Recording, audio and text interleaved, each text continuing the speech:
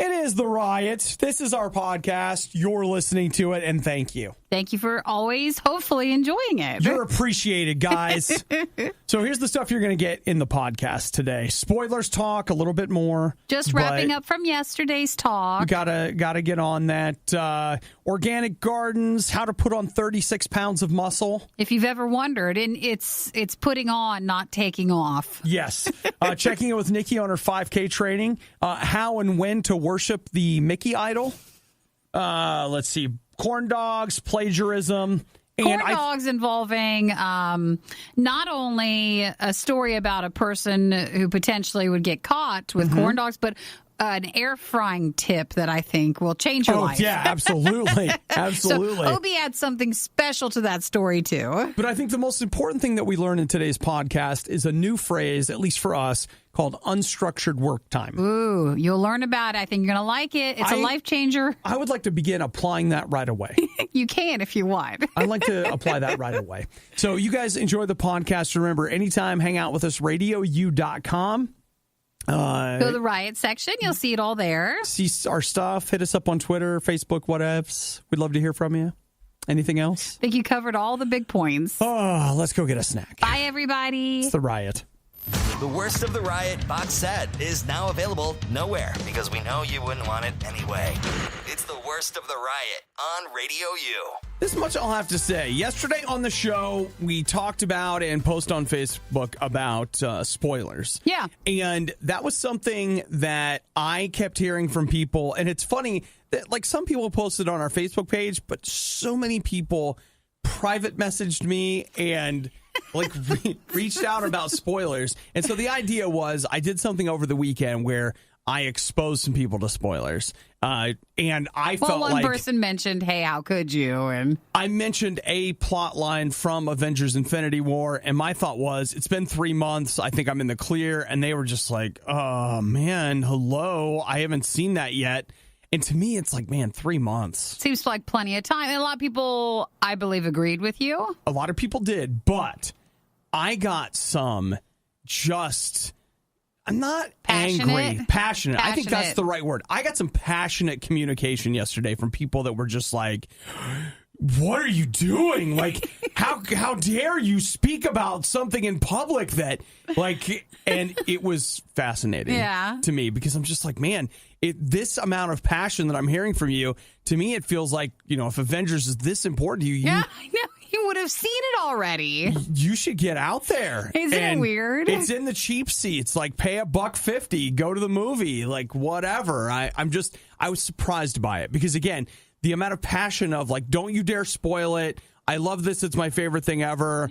But and the willingness to put the effort into sending the messages, but not a lot of, like, hey, I got out to see it yet. Sure. But, you know, people have circumstances. That's true. And I guess we're finding the line of when you can spoil something or not. Yeah, we had somebody that texted yesterday and was like, I got a baby, I can't. So I get it. I know some people with babies go to the drive-in. You know, or they still go to the movie. Oh. We've seen that a few times. Yeah, that's a tough one. You think a baby on a plane is tough to deal with? A baby in a movie, too? Well, no. See, well, they can't leave the plane, yes. Here's how I feel about that is, I feel like a baby on a plane, it's time for all of us to grow up and realize we were babies. And people, there's a baby. People have to travel. We act like babies. You have to have a little mercy on people that have a child on a plane. It's not, I just feel like as a society, we need to stop being babies about it and grow up a little bit. Baby in a movie theater? Well, there's a choice. You don't have to go to the movies. That baby doesn't have to be here. Like, that's a whole... You've gone from necessity to luxury. So let's... I'm drawing lines. But if you don't want something spoiled... I'm drawing lines. Well, that's the problem with society. We're all drawing our own little line, and there's no agreed upon. This should be our platform, Nick. You and I will run for office, and we'll get spoiler laws passed. That way, there's an agreed-upon thing. We all know. We don't have to worry about it anymore. It's just like, hey, according to the statute of whatever, you cannot mention that. Or then you can say, you can't yell that at me. I obeyed the law. Well, we have it still posted. If you go to Radio U Riot on Facebook and Radio U, both pages, you can post there anytime you want to or message us if there's more you want to talk about Obviously, concerning this topic. It's important. The Riot is an award-winning morning show. It's literally a medal for sucking. Now that is a medal for trying. Okay. Radio U. How excited are you about organic food?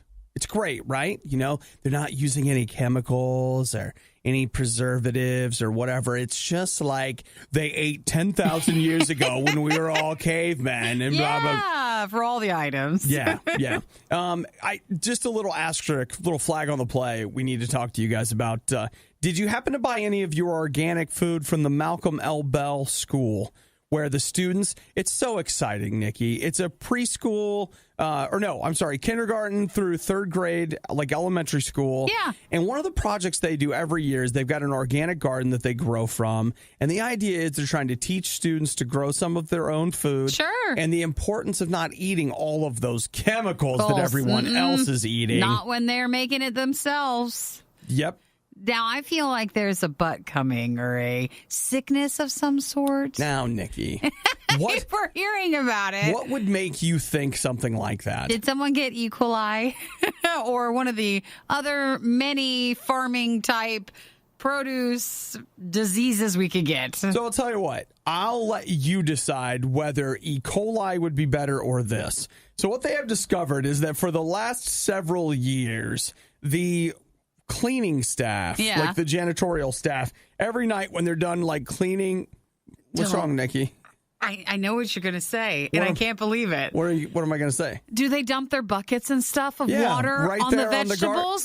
On the garden? Yeah. The chemical water? Yeah, they just figured they go ahead and water the garden with since they have all this water. My gosh, I can't believe that. That's chemicals. For years. So it's not really organic then, is it, guys? The stuff that they've been cleaning, the floors, the desks, whatever, all their leftover wastewater, they've just been taking it out to the garden and just pouring it on. Weren't they even thinking? Like, to me, that's not thinking. They were thinking. They were thinking that this was a way to keep from wasting all that water. They probably thought they were doing good. I mean, to be clear, the school doesn't really say what they were thinking. Sure. They don't say that that's why they were doing it or weren't doing it, but they just said, hey, we want to let everybody know you've been eating Windex berries for the last few years, and we're super sorry about it. Did anybody say they got sick or something? Or they just found this out and they're now disclosing it? Just like you eating a bunch of Ritz crackers, no one's gotten sick. Listen, you probably didn't get sick on it because that does count as now a non-organic food. Well, the good thing is now your esophagus has a non-streak shine. What if their cleaning supplies were organic? I don't think they were. Probably not. Not at a school. You need the tough stuff there. Yeah, at a school, they're just like, well, we just pour. It's a mixture of like acid and... we light it on fire for a few minutes to kill the germs, and then it's fine. Kids don't mind. Well, good for no one on getting sick there. So the school said they're just so embarrassed, and they're going to dig down 18 inches and replace all of the soil with organic soil. Probably not enough, guys. Yeah, that's probably deeper. All the way. You're just gonna have to relocate, I'm sure. Well, I mean, the school didn't mean to, but I just want to be there. This is what I always want. I want to be there when that gets found out, and then starts the meetings. How does the meeting between the principal and the custodian? How does that meeting start? It's like, I'm sorry, you did what? Ever grab milk right out of the fridge to pour in your cereal, only to realize that your stupid roommate left an empty carton in the fridge? That emptiness is nothing compared to how you're about to feel. It's the worst of the riot on Radio U. We're talking about Noah Spence. He's an NFL player. He plays for the Tampa Bay Buccaneers. And over the summer, he was like, I want to gain weight, which... Has anybody ever felt that? Anybody? No. Outside of like sports every so often. But see, that's what I was going to say is that's how you know somebody's a real athlete when they're talking about how they need to gain weight, because most people are like, I gotta get the spare tire off. I got the cankles, the thunder, whatever it is that you say about yourself that you don't like. You're like, I got to get some weight off. This guy, here's his quote. You ready? Yeah. He had to cut back on vegetables and quinoa because he kept losing weight. Just a different world, right? A different world. So he says he's had to add a lot of carbs, plus 7 protein shakes a day to increase his weight and maintain energy. And I guess like during the summer, I'm sure they they're practicing a lot, for football. Sure. And he just needs to eat more than what he's burning off. He spent the offseason bulking up. He's gone from 228 pounds to 263 pounds. So he gained 35 pounds. Keep in mind, this is muscle, guys. Like, this guy, it's not like he's like, well, I had to get some bigger pants because you know how it is. I'm in stretchy pants now. This way he could hold up better against the run. So he'd have at least 9,000 calories and at least 9 meals a day. Now, just to give you an idea as to what this guy's in for, as Nikki was saying, these 9,000 meals, he has a personal chef. Like, he has a guy. He pays a guy. He has a team. He must have a team. He does. He has a guy whose entire job is preparing his meals for him. So I would just like to add that. If you find yourself as a high school or college athlete and you're just like, man, how can I be like so-and-so and get 35 pounds of muscle? Well, make a few million a year and get a personal chef, and that's one of the easier ways to get that done. But he has to, you have to work out while you're doing this in order for it to... I'm sure work the same way, but he now has 7 protein shakes filled with peanut butter, coconut milk, ice cream, bananas, almond milk. He now has potatoes, pasta, peanut butter and jelly sandwiches, salmon, chicken, and turkey. Dude is eating all the time. And about a gallon of water each day. Yeah. And another thing, too, is keep in mind, as Nikki mentioned, like, he's eating this and bro is in the gym all day. Dude, he's having an evening meal of a peanut butter and jelly sandwich with chocolate almond milk. That's not it. That's just a snack before the final protein shake. That's a lot. That's a different world again. We don't understand any of that. But now he says he feels great. I'm sure he does. He says, today was the heaviest I've ever been, and I feel great. I was at 263. Said no one else ever. Well, you know what I would like to know? Honestly, like, just curious. What would it be like? Like, what could I look like 3 months of having a personal chef and a personal trainer and me dedicating my days? Maybe I do the RIOT 3 hours a day, and then the rest of the day is just my fitness regime, working out and eating. What do you look like after 3 months you of look that? cut. You'd have all the muscles. Well, I guess so.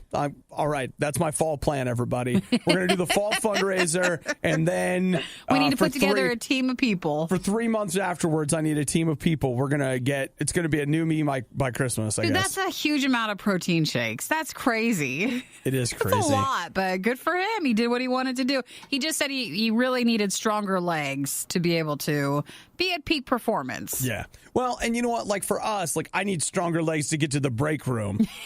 And we're going to sit here in the studio a little bit longer. There's half of a banana nut muffin I saw in there. The worst of the riot. It's like Lucky Charms, but no marshmallows. Radio U. Doctor Who? Who? You know, Doctor Who's got a new season coming up, and we're all excited because Jodie Whittaker is a female doctor. Doctor Who? Yeah, so when the Doctor regenerated for the whateverth time, the Doctor is now a woman. You know, if you've never seen Doctor Who or heard somebody talk about it, it sounds really weird when you break it down. If you've seen it or watched it or something...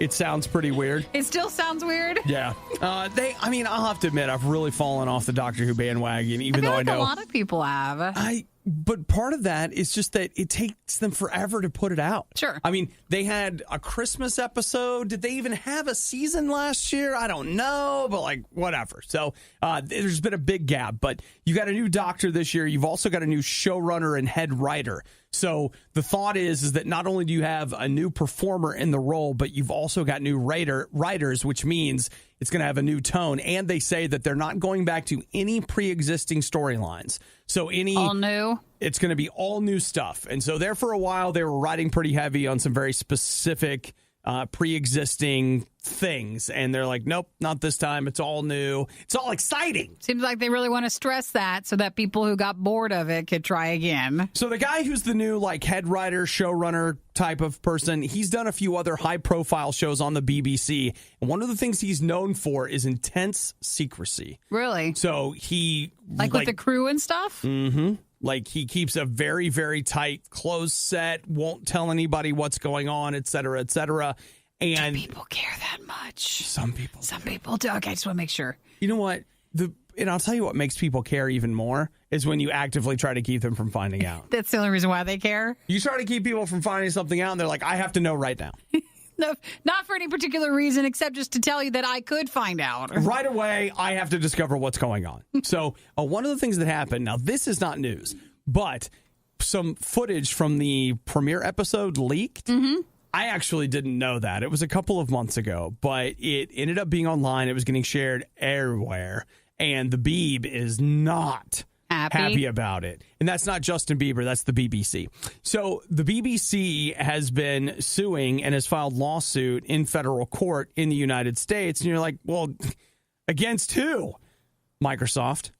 What? Check this out. The footage that was stolen was uploaded to OneDrive, which is Microsoft's version of Google Drive or Dropbox or whatever, and it was being shared publicly from their server. Yeah, but it's not their fault. It's not. They're not suing them to get money. Are they just trying to get the info then from them on who was the one who uploaded it? They want the details on the person. Oh, they're coming for you. You should be nervous. You should be nervous. And here's the thing. They're not giving up. Here's the thing about it, though, that's even rougher is that it becomes a high-profile case because a lot of these data handlers, they'll just be like, look, we're not responsible for what data people put here.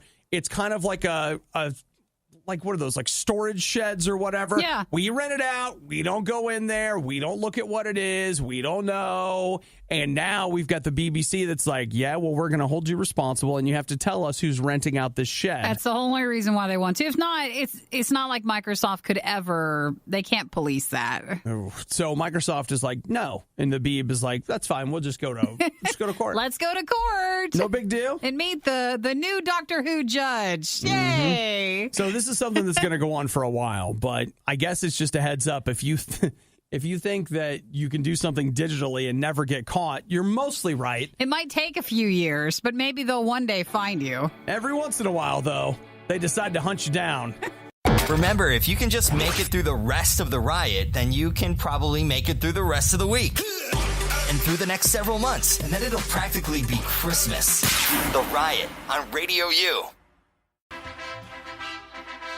I don't know if you guys know this. Music? I don't know if you guys know this, but somebody in this room right now is training for a big event. I'm putting my hands up. You can't see it, but in the Rocky way. She's running the stairs, guys. Nikki is training for a 5K right now. I'm doing a turkey trot. Yeah, you are. I'm going to do one on Thanksgiving. So you've enacted the Couch to 5K protocol. Yeah, I've got an app. It's not, I don't know if it's exactly that company, but there's a ton of them. So this one's like everywhere. A running to 5K one. I think it's like an 8-week sort of program. Yeah. So I peeked ahead at some of the days. I know you're like, no, I can't do that. Nuh-uh. But apparently if you keep trying, then you work your way up there. Okay. So far, how long have you been at it? I'm on 8 days. 8 days. 8 days. Practically High five done. right here. Practically done. It's practically Christmas. Yay! You're practically there. Oh my gosh. They make you run faster, like longer. Uh-huh. That's how it the works. Pain. Just a little bit more. And they take away more. the walking in between time, and that was a shame. Right now you are a little frog in the pot, and they just turn the temperature up a little bit slowly at a time. Yeah, then that's you can't how figure it out. That's kind of how you feel. So, how many runs have you done? 8. Oh, wow. Okay. So do you run each time, or some of them just walks? The program, they do, it's every other day, but I've been doing it every day just because I might as well. So it takes about 30 minutes, and it's about half and half of the walk to run ratio. Uh-huh. But again, they just take away the walking part and add more running. So now remember, you have to get some rest too. Yes, and I did the other day. So okay, because my hip hurt. Hey, when you're working into it. I actually felt better than when I worked out the following day to kind of stretch it out. Recovery run? Yeah, it kind of worked out that way. But it's been good. A little intimidating, but it's been good. And it's just me, so I don't have anybody else to be intimidated while I'm doing it. So it's fine. And you're using a treadmill? Yeah, so I'm not outside. So when do you transition to outside? When the weather transitions. Okay. I'm not going out until then. I'll tell you what. Or it had to be dark. We'll just wait till nighttime.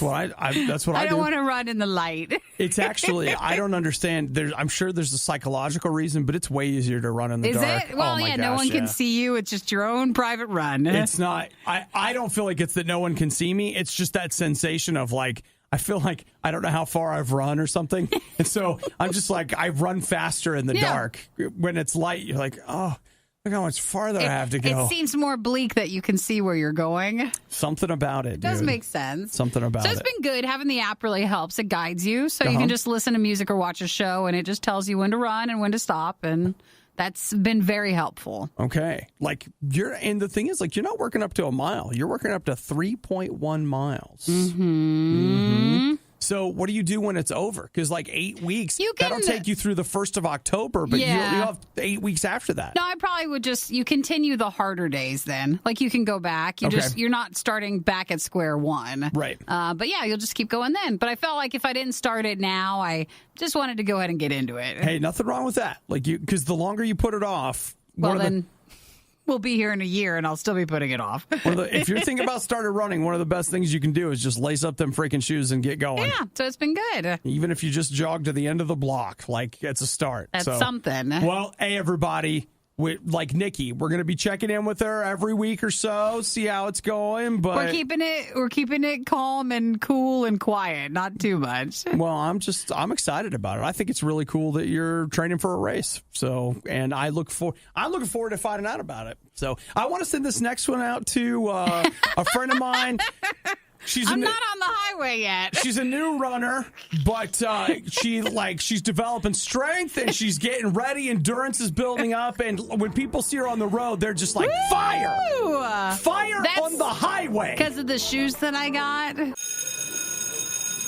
That feeling when you hear that every school in the state is closed, but yours? Now you know how we feel.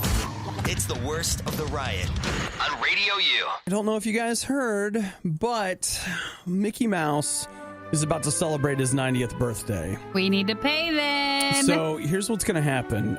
Disney has announced that in Disney stores all across the United States, they'll be building a golden Mickey.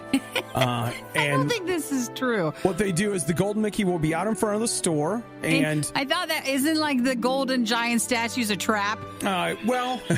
No, there are no soldiers hiding in this one. This is one where you'll come between certain hours of the day, and when they blow the horns and play this song, you'll be required to stop and kneel before the golden Mickey.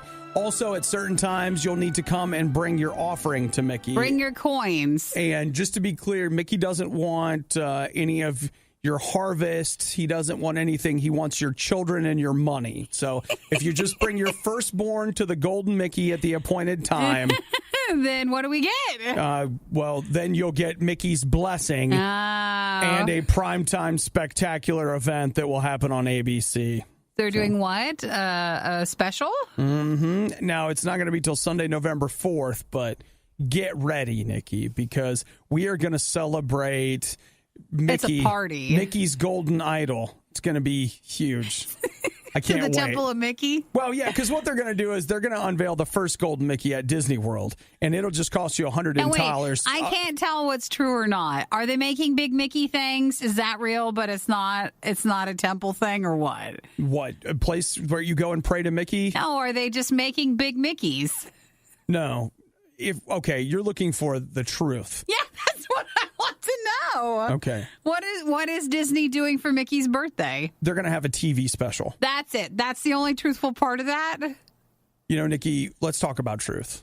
All right? It's open to interpretation. Do you mean with the capital T? With a little t? Or do you want to argue about how there's no such thing as truth with a little t? I mean, what kind of discussion do you want to have here? That's a good question. Because I feel like we're only a couple of months away from the golden Mickey. From the big Mickey. Maybe a couple of years. The big Mickey statue. It's like, yes. And you get up in the morning, there's a little Mickey by your bed, you kiss it. And then you kiss it before you go to bed. Things like that. I mean, it's nothing weird. No, it's only weird if you make it weird. You got a little Mickey you carry around with you because he brings you luck. The blessing of Mickey on our proceedings. A little Mickey foot, like the little bunny foot thing. Exactly. Those things. Little mouse foot. Yeah. Ooh, that's weird. Yeah. No, but that took a turn right there. I did. A lot of our mice listeners became very concerned. Like, oh my gosh. I knew it. Are they going to make that fake one, or are they looking for real ones? It's not real. So ABC is going to have a Mickey special in November. Yeah, Mickey Mouse turns 90. And so on Sunday, November 4th, they will have a big TV spectacular in which you're already yawning. So Well, I'm not going to watch ABC. Sorry, guys. why not? I don't want to watch it. Nikki, did you know that I don't watch broadcast TV. I don't watch live TV. Did you I don't know watch Mickey. that ABC is available for free over the air? Wireless television? I do. I have an antenna. I That's can watch amazing. it. I don't want to watch it. You just choose not to. I choose not to. Well, I'll tell you what, when the time comes when we're all seeking Mickey's blessing and guidance, I'm sure you'll change your mind because the House of Mouse owns ABC. They own everything. You will watch Just not RadioU. Isn't that refreshing? Sure is nice to know that in the middle of everything, RadioU stands alone, independent, Without Mickey's money. no Mickey money, and we refuse to build the Golden Mickey statue. Which, I mean, I'm telling you, that's only like 80% of a joke, guys. The Riot. Apparently, some of the less athletic types go nuts for this stuff. Radio U. Let's talk about them Air Jordans that you want. Them Air Jordans that you need. They're the ones that are going to help. Like that's what's going to bring it all together. Like up until now, you know, you've been on the outside looking in. The only thing you've lacked is the footwear. Now, I don't want to show my shoe ignorance, but are Air Jordans still a thing? Is it made? Is it done? Oh yeah. Okay. Yeah. I didn't know if that was still a popular brand as before. Man, I'm telling you what, Nikki, shoe culture is something that you and I, well, let me don't go rephrase deep this. in that. Sneaker culture is something that we don't look at very hard, but it is a thing. Like there's so much time, energy, effort, and web presence devoted to sneaker culture. If you're willing to take that first swipe and get below the surface, which then we once typically you're in, don't. you can, you're probably following it, so you know the releases. It blows my mind. I mean, a couple of weeks ago, what did we learn? Dead stocking. Haven't had a chance to use it much, but that's when people buy shoes just to keep them and not wear them. Yeah. Maybe not even display them. You might just, hey, I have those in there. I dead stocked them. Well, with all of that money floating around for shoes, you can be assured that somebody somewhere is going to try to get in on it. So counterfeit shoes is a thing. We all know that. That's a big part of the culture with it. That is crazy, right? So these counterfeit shoes, 5 people have just been charged in federal court in New York City because they had one of the largest Air Jordan counterfeit rings in the United States. 380,000 pairs.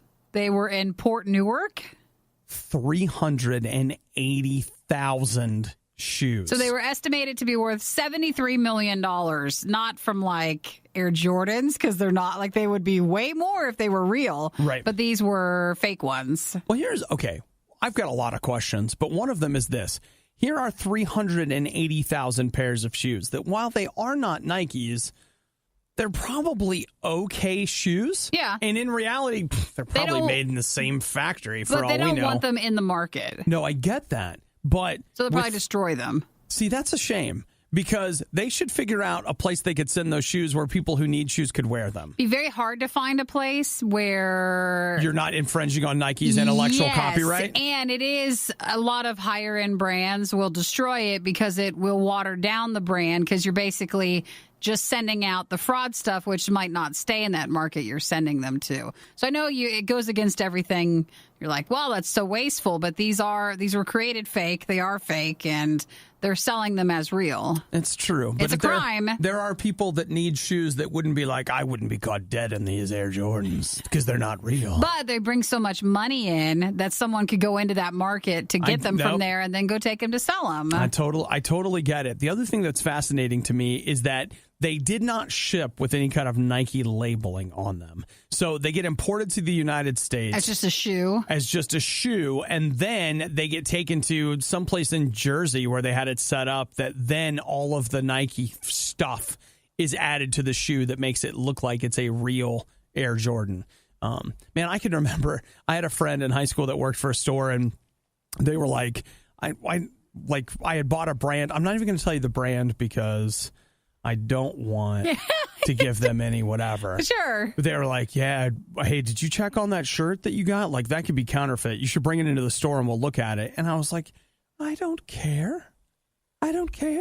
Like, do you understand that? The idea that I got a counterfeit shirt? No. But it depends. Some people are perfectly fine having it look like. Right. And those are the ones wearing it. But I was going to say, but if you're not wearing it and you're dead stocking, like the term is, you want the real ones. It almost seems to me like, hey, are you telling me that I can get the look of an Air Jordan at half the price? I'll take those. Yeah, that's why counterfeiting is so big, though. I'll take those because, like, I don't think they're worth anything anyway. I'll just take the fake ones. Then you look like you have the real ones. And they're like, oh, don't you feel bad about, like, people are going to know you're a fake. I'm like, man, I am a fake. You give me the fake shoes. I might as well have the money. I'll take the Mayor Fordens. It's like, I got a new pair. But to be clear, I obviously do not promote or take place in the thwarting and or thieving of intellectual copyrights and or et ceteras and whatevers.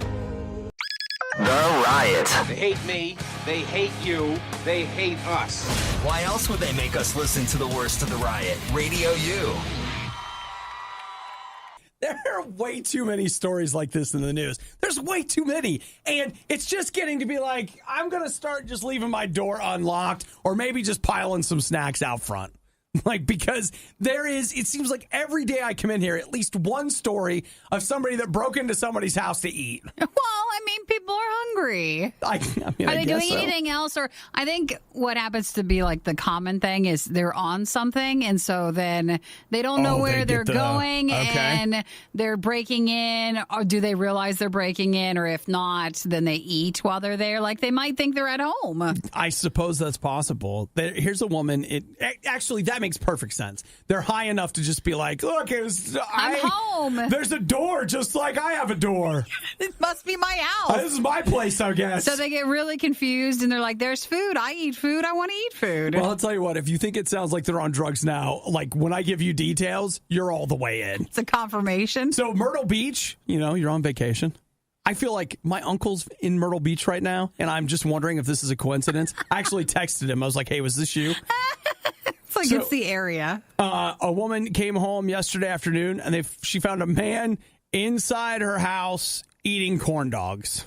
Wow, that took some microwave work then. Yeah, it did. He's cooking food. So the woman said she recognized him as someone she met last year, but she couldn't remember his name. I don't even know what that means. Like, what? I met that guy a long time ago. I don't know who he is. Well, maybe he was shy and didn't know how to approach her, and he's just been eating her food throughout the year. Well, she's like, what are you doing? And he said, I was hungry, so I stopped in to get something to eat. Why was the door unlocked? Or did he break in? Don't know the answer to that, but I know that he came in and she had, and I've bought these from the store, State Fair classic corn dogs. They have that at like the Costco pack of 100. I'll tell you right now, if you've got if you have an air fryer, you can take those State Fair classic corn dogs and make something special. And take them to the fair? Something special. Really? Oh, it is surprisingly good. They always show you on commercials your air fryer. You're like, and this is how I make my broccoli. And I'm like, this is where the corn dog goes in here. Here's the corn dog. 10 minutes later, you're at the fair. Basket. Mm-hmm. So she called like, I really should get an air fryer. She called the police and he pedaled away on her bike. Oh, come on. Yeah, she also says she can't find her phone. But here is my absolute favorite part of this whole story. Is he left the box of State Fair classic corn dogs open and just in the middle of the floor. The police dusted for prints. Did they?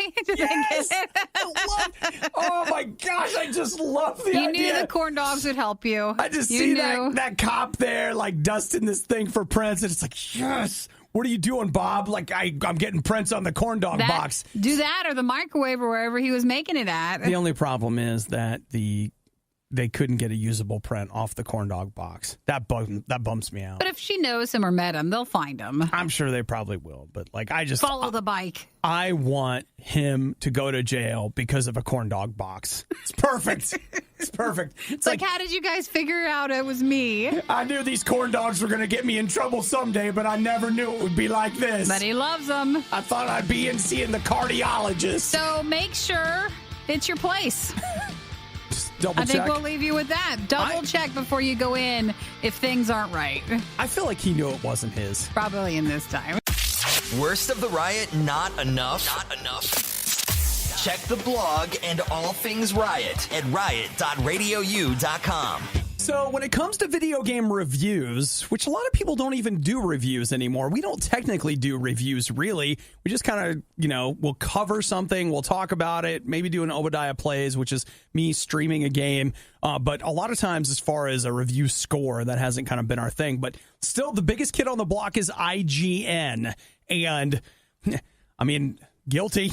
Sometimes I'll read their reviews. Like if there's something that I'm wondering about, there are a few websites that I still go to and grab their opinions, IGN, Kotaku, and a few others. And IGN, though, here's their big controversy. The game is called Dead Cells, Cells. And they say it's a Metroidvania-like game that is a roguelike light, but whatever. That's not the important part. Right. But they released, that just came out on the PlayStation 4 and the Xbox One like a week or so ago, and they put up their video review of it. Well, here's a little problem. They went ahead, posted their video review, and then somebody who runs the Boomstick Gaming YouTube channel was like, hey, wait a minute. This looks and sounds exactly like my review.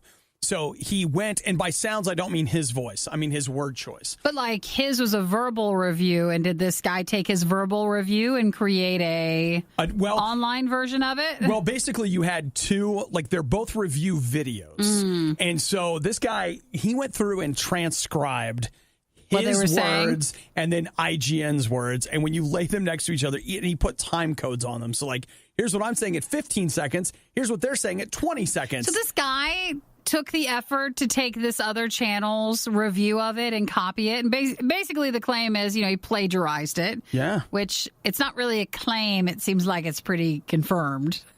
Well, so who knows? At first, and I'm guilty of this, a lot of times when the little guy on the block calls out the big guy, I'm just like, oh, come on. Like, of course we're all going to use the same words and phrases. We're playing video games. You're going to end up saying the same thing. And then when you're willing to give it a look, you're like, oh, yeah, like, this is crazy. The thing that gets me is IGN's a company that has got enough money and enough people. You don't need to plagiarize it. But it just goes to show you that no matter how much you're being paid for something, you are certainly willing to take the time to phone it in. Yeah, and so he got caught on this. It looks like it was IGN's Nintendo editor, Philip Munchen. He was the one, and they let him go. And so they'll be re-reviewing Dead Cells. So here's a quote from IGN. Though our Dead Cells reviewer played the game and came away with glowing opinions of it, as did many of our staff members, the review itself was simply not acceptable. We've parted ways with the writer involved in the review, and we will be re-reviewing Dead Cells this week. Well, you know who's winning on this, right? That guy. Dead Cells. They're like, thank you for talking about our game. That's actually a good call. They said that basically the reviews of the game have now just gotten so many more views because everybody's curious. Now, the guy who was plagiarized, he says, hey, you know what? It took you guys a while to take my review down, or to take action on this. It's been a week or two. How about going ahead and sharing the ad revenue that you generated through the video that I basically wrote for you? We'll see where that goes. That seems to. And he also said if you would have given compensation or credit to at least show during the review, but they had not. Yeah, well, the credit, too, would actually be great for him because he is someone that's been doing YouTube gaming for about 10 years, I think he said, and he recently started a Patreon so that he could devote more time to it. So IGN, it's also been known that this individual who's been accused of plagiarizing had another problem, allegedly when he worked before IGN with another outlet with a review of FIFA 18 that he did. Jeez.